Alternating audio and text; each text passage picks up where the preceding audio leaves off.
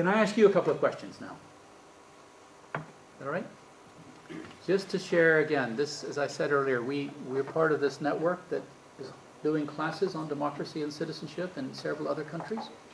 And we're trying to just sort of share a little bit about what's going on in each of these classes, just very informally as part of our DRC.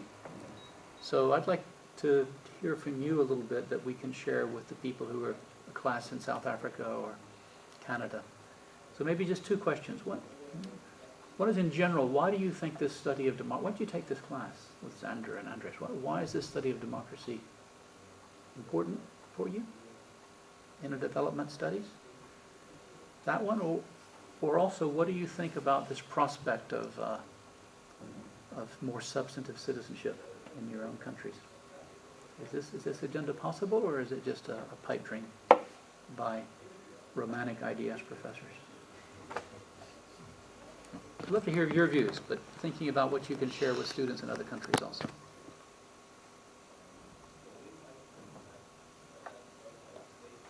I've just taken this one class rather than the whole. And just say where you're from as well. Where you're. I'm from the UK, but I've been working in Afghanistan, which I think answers the first question. For me, this big label of democracy that's used to justify a lot of things taking place. I think what really interests me in this case is a lot of the things you're talking about are different theories or ideas about deep democracy.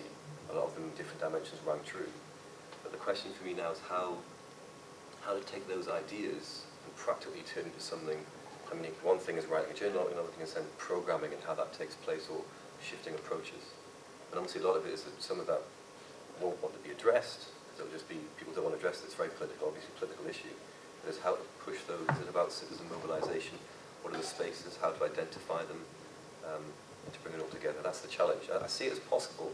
Certain things I think at this stage maybe aren't kind of excluded, but I see it as possible. It's negotiating that space. That's the challenge, obviously. Okay. Other people, other countries.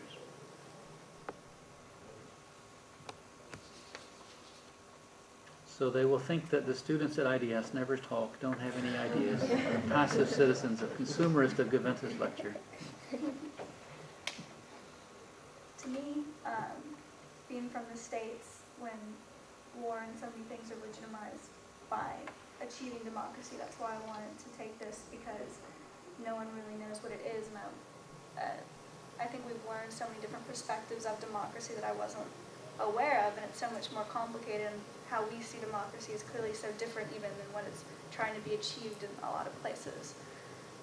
As far as achieving citizenship and participation, to me, I thought the most interesting thing about the video we watched was when the man said, or the woman, some people think that democracy is when you go vote every couple years.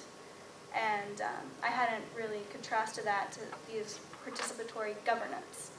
And I think that where I'm from, if that's to be achieved, it has to start with your education as a child and the whole school structure. I mean, because it's a different way of thinking and a different way you see your own responsibilities. So. Good. Others?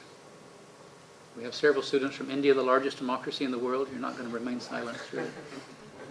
After the implementation of Panchayati Raj institution in India, there was some sort of debate that if it fails, then what is the future of the democratic institution, and what will be the next step? And that's gave me some sort of thing that I should learn more about this thing. And I have seen many places in Rajasthan, also in Bihar myself I belong to, and in many other places. And I found that now there are all type of people in every institution, in every organization, in every group. There are good people, there are bad people, but majority of the system is working in everywhere in India. This participatory and this NREGA, the National Rural Employment Guarantee Act, gives some sort of space for participatory budgeting also. And this experiment is going on, and this also provides some sort of participatory monitoring through social audit system. And it's a very, I think it's a very innovative kind of thing, that everyone involves and everyone keeps vigilance that what is going on. The Sarpanchji or the Mukhiyaji, the head of the panchayat, is what he is doing wrong and what he is reporting to the government is right or wrong. So this enhance their interest in all the activities that is going on around there. So it's a nice thing. So are you feeling fairly optimistic about democracy Yeah. in India? Yeah, I'm very much.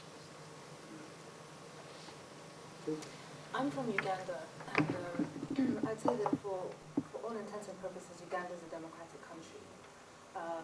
And like, the seeds of democracy have been sown. We have a multi-party government, and we have quite a vibrant civil society. However, because our government recently changed, or a few years ago changed the constitution, our president has now been able to stand for a fourth term. And I think the situation in Uganda sort of represents a lot of other sub-Saharan African countries where, on the surface, these countries are classified as democracies. But when you dig a little deeper, you see that there's like a conflict that sort of like arises between the legitimacy of the state and also sort of like in terms of citizens and their ability to claim rights from the state. It's a country where the state is relatively strong, but it depends on who you are. It depends on which position you're in. And so I don't know if I'd say I'm optimistic. I'm wary of what democracy is going to bring, especially in Uganda, where we've discovered oil. And I think this is going to just be a reason why citizens are going to be watching the state and sort of really trying to hold the state more accountable. And I think it's going to be an interesting moment to see what happens, because there's a lot of potential, but whether we actually gain these benefits is going to be interesting to see. Please. I'm from India. I think democracy has certainly empowered the excluded class, the marginalized, vulnerable classes, and the women in particular. And it is showing some results, positive results, by their participation. And policies also, we have seen that the Gram Panchayats headed by women have some policies which are the women themselves take, which are for their children or for drinking water purposes or for roads. The policies, the ground level policies are a bit different from those are headed by the male people, male panchayats. So this supports that the woman coming to the power of the panchayat has been empowered and can sort of try to impose her policies, which are to some extent gender-specific policies in her developmental, while doing her developmental policies. So I think this empowerment has helped, and apart from the many problems of awareness, education and everything, I think we must be optimistic of these empowered classes, empowered people, those who were earlier excluded. I think it is going to be a positive side for participation and deliberative governance. You're sounding more optimistic now than you did a few minutes ago.